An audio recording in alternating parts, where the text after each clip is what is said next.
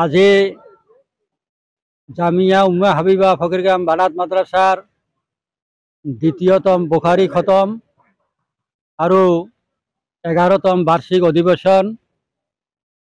এই অধিবেশনত আমি ৰাইজৰ যে সহায় সহযোগিতা পাইছোঁ, আশা কৰোঁ ভৱিষ্যতে এই সহযোগিতা থাকিব আৰু মাদ্ৰাসাখন দোপকদোপে উন্নতিৰ পথত আগবাঢ়ি যাব।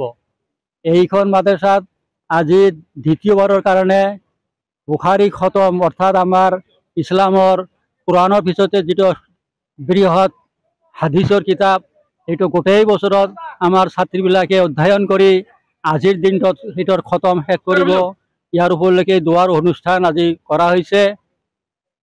আজিৰ এই অনুষ্ঠানত আমি দোৱাৰ কাৰণে সুদূৰ গুজৰাটৰ পৰা অতিথি আৰু কলকাতাৰ পৰা অতিথি আমন্ত্ৰণ কৰি আনিছোঁ। তেখেতসকলে বুখাৰী খতম আৰু কোৰআন হাদিছৰ মাধ্যমত আমালোকৰ আগত আমাৰ ইছলাম ধৰ্ম লৈ বাকী আমি ধৰ্মীয় জনগোষ্ঠীৰ বিভিন্ন জনগোষ্ঠীৰ লগত কেনেকৈ সমন্বয়েৰে থাকিব পাৰোঁ কোৰআন আৰু হাদিছৰ দ্বাৰা সেইবিলাক বুজাই দিব। গতিকে মই কামনা কৰোঁ আমাৰ এই অনুষ্ঠানখন আজি ভালে ভালে চলিব। আমাৰ ইতিমধ্যে 3টা অনুষ্ঠান হৈ গ'ল। সময়ত আমাৰ বহুকেইটা কৰ্মসূচী আছে। মই আশা ৰাখোঁ এই কৰ্মসূচীত সকলোৱে সহযোগিতা কৰিব আৰু অনুষ্ঠান সহায় ইছলাম ধৰ্মৰ ধৰ্মীয় শিক্ষাৰ লগতে জাগতিক যে আমাৰ জেনাৰেল শিক্ষা, গণিত বিজ্ঞান, ছ'চিয়েল ষ্টাডিজ, ইংলিছ, এছামিজ এইবিলাকো কেনেকৈ ছাত্ৰীসকলে অধ্যয়ন কৰি আমাৰ সমগ্ৰ দেশৰ ছাত্ৰ ছাত্ৰীৰ লগত সমিল ৰাখি উন্নতিৰ পথত আগবাঢ়ি যাব। খালি ধৰ্মীয় দিশেই নহয়, জেনাৰেল দিশতো আমালোকৰ এইবিলাক শিক্ষক আছে শিক্ষা দিয়াৰ কাৰণে।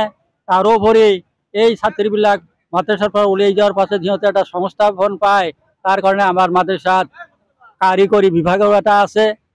হাবিবা ফকিৰগাম বানাত মাদ্ৰাসাৰ দ্বিতীয় বুখাৰী খতম উপলক্ষে আজি আমি প্ৰথম কাৰ্যসূচী পতাকা উত্তোলন, তাৰপিছত আমি দোৱা পৰ্ব আছিল আৰু আমাৰ বৃক্ষৰোপণ আঁচনি এইবিলাক আমাৰ হৈ গ'ল। ইয়াৰ পিছত আমাৰ খেল প্ৰতিযোগিতা আৰু আমাৰ গজল কেৰাত কম্পিটিশ্যন আছে। তাৰপিছতে আমাৰ মাদ্ৰাসাখনৰ মূল যেটো আজিৰ উদ্দেশ্য এইটো হ'ল বুখাৰী খতম। এইটো আমাৰ সন্ধিয়া 7 বজাৰ পিছত আৰম্ভ কৰা হ'ব। এনেকৈ আজি আমাৰ কাৰ্যসূচীবোৰ লোৱা হৈছে।